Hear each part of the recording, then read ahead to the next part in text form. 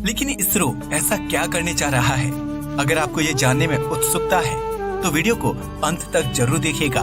कम budget, बाकी space agencies से less experience के बावजूद इसरो ने कई ऐसे मुकामों को हासिल किया है जिनको शायद दुनिया भर की बाकी स्पेस एजेंसीज ना कर पाती। अब हमारे मिशन मंगल को ही देख लो। जब इसरो नाम कोई जानता तक नहीं था, इवन हमारे अपने देशवासियों तक को इसके बारे में कोई जानकारी नहीं थी, तब इन्होंने मार्स मिशन, जिसे मंगलयान मिशन के नाम से भी जाना जाता है, इसको लॉन्च कर सबको आश्चर्यचकित कर दिया था। लेकिन असली कहानी तो तब शुरू हुई जब इसरो ने इस मिशन को पूरी तरह से सफल बना दिया, क्योंकि इस मिशन की सफलता ने भारत को दुनिया का वो पहला देश बना दिया जिसने अपने पहले ही प्रयास में मंगल पर एक सफल मिशन को अंजाम दिया। इस मिशन को एक और खास बात बनाती है इसकी लागत, यानी कि इस मिशन में आया खर्च या कॉस्ट। इस मिशन की लागत मात्र 450 करोड़ रुपए थी। 22.5 करोड़ किलोमीटर की दूरी पर स्थित एक प्लेनेट पर इतनी कम कॉस्ट में सफलतापूर्वक मिशन भेजना किसी बड़ी उपलब्धि से कम बात नहीं है। इसकी तुलना अगर की जाए तो इसका बजट कई फिल्मों के बजट से भी कम था। हॉलीवुड तो छोड़िए, हमारे ही देश में बनी कई फिल्मों का बजट इससे ज्यादा है, जैसे कि रोबोट 2.0 जिसका बजट 550 करोड़ के करीब था। दूसरी फिल्म की बात करें तो इसी साल रिलीज हुई फिल्म RRR का बजट भी 500 करोड़ के आसपास था। इसरो ने इस मिशन को इतनी कम बजट में लॉन्च कर साल 2014 में सबसे ज्यादा सुर्खियां बटोरी थी। लेकिन आप अगर सोच रहे हो कि शायद मंगलयान ही इसरो की सबसे बड़ी उपलब्धि है, तो ये जान लीजिए कि साल 2008 जब इंडिया ने अपना पहला मून मिशन लॉन्च किया था, जिसे हम चंद्रयान 1 मिशन के नाम से भी जानते हैं, इसमें हमारी स्पेस एजेंसी इसरो ने एक ऑर्बिटर चांद की ऑर्बिट में भेजा था। कहने को तो ये सिर्फ एक ऑर्बिटर मिशन था, पर इसकी एक खोज ने पूरे खगोल विज्ञान जगत में तूफान ला दिया था, क्योंकि हमारे ऑर्बिटर ने खगोल विज्ञान इतिहास में पहली बार चांद की सतह पर पानी को डिटेक्ट किया था। चांद पर पानी की खोज मतलब कोई आम बात नहीं थी, क्योंकि इस खोज ने पूरे विज्ञान जगत को चांद को नए सिरे से सोचने पर मजबूर कर दिया था। इस एक पानी की खोज ने आगे चलकर कई देशों को चांद पर नए नए मिशंस भेजने पर प्रेरित किया था। 2008 में भेजे गए इस ऑर्बिटर ने तकरीबन 1 साल तक अपना काम बखूबी से निभाया। बाद में जाकर इसका कनेक्शन पूरी तरह से टूट गया और यह मिशन वहीं पर रुक गया। लेकिन जैसे कि मैंने पहले ही बताया कि कनेक्शन के टूटने तक इसने उम्मीद से कई गुना बड़ी खोज को अंजाम दे दिया था।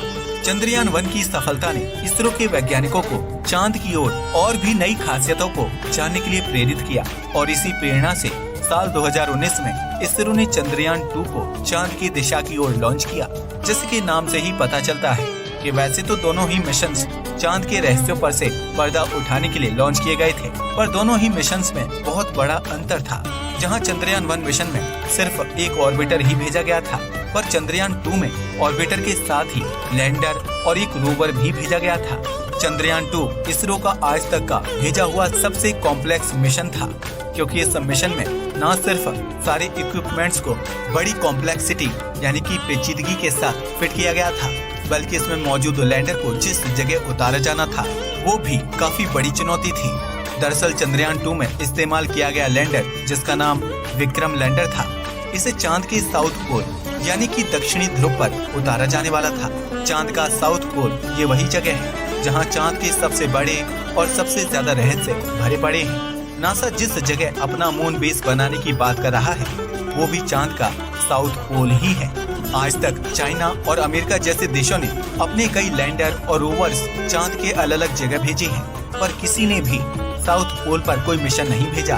अगर इस मिशन को इंडिया ने सफलतापूर्वक अंजाम दिया होता तो इंडिया मंगलयान की तरह ही दुनिया का वो पहला देश बन जाता जिसने चंद्रमा के साउथ पोल पर किसी मिशन को अंजाम दिया है। लेकिन दुर्भाग्य से लास्ट मोमेंट पर लैंडर के साथ कनेक्शन कट गया और लैंडर ने क्रैश लैंडिंग की और यह मिशन असफल हो गया। वैसे इस मिशन को कई लोग बुरी तरह से असफल होने का दावा करते हैं, पर ऐसा है नहीं, क्योंकि इसमें भेजा गया ऑर्बिटर आज भी पूरी तरह से एक्टिव है और एक्टिवली काम ही कर रहा है।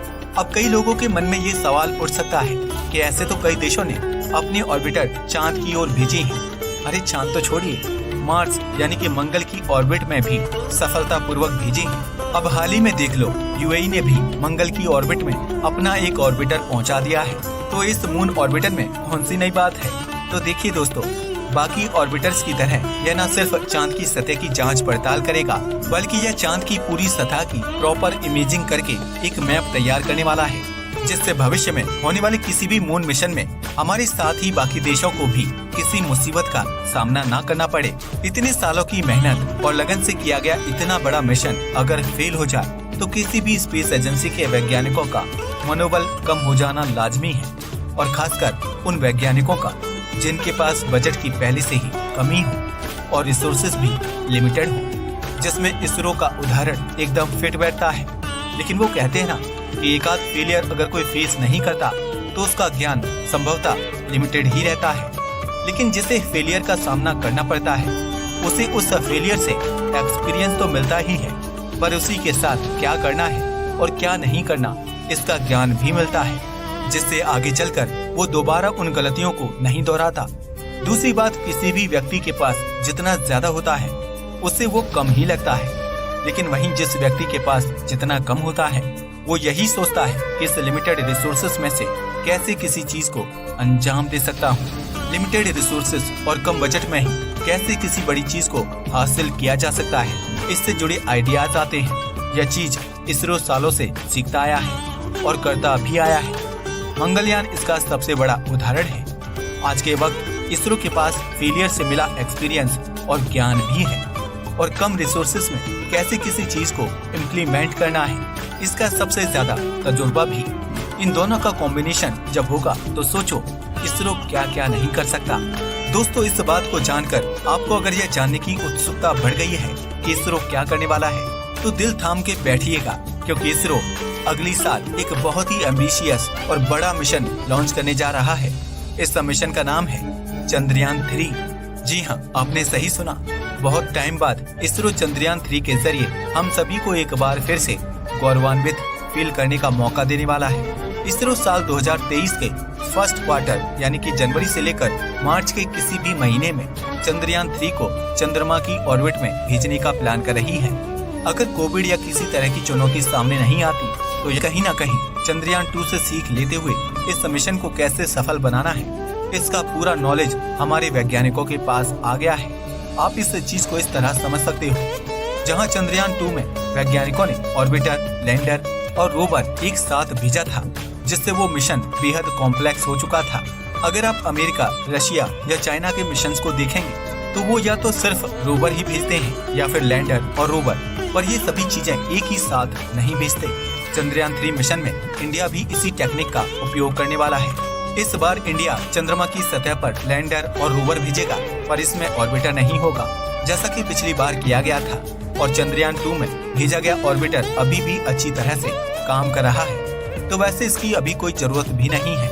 आपकी जानकारी के लिए बता दूं कि इस बार भी इसरो चांद के साउथ पोल को ही टारगेट करने वाला है। भविष्य में होने वाले मून मिशन के दृष्टिकोण से चंद्रयान 3 बेहद ही महत्वपूर्ण मिशन होने वाला है। शायद ये भी संभावना है कि इस मिशन की सफलता भारत को चांद पर इंसान भेजने की दिशा में अमेरिका और चाइना के बराबर लाके खड़ा कर दे। वैसे भी गगनयान मिशन के अंतर्गत भारत अपनी खुसरो के जोश और उत्साह को देख ये तो पक्का है कि यह मिशन पूरी तरह से सफल भी होने वाला है और कई नई खोजों के साथ बड़े आयामों को अंजाम देने वाला है।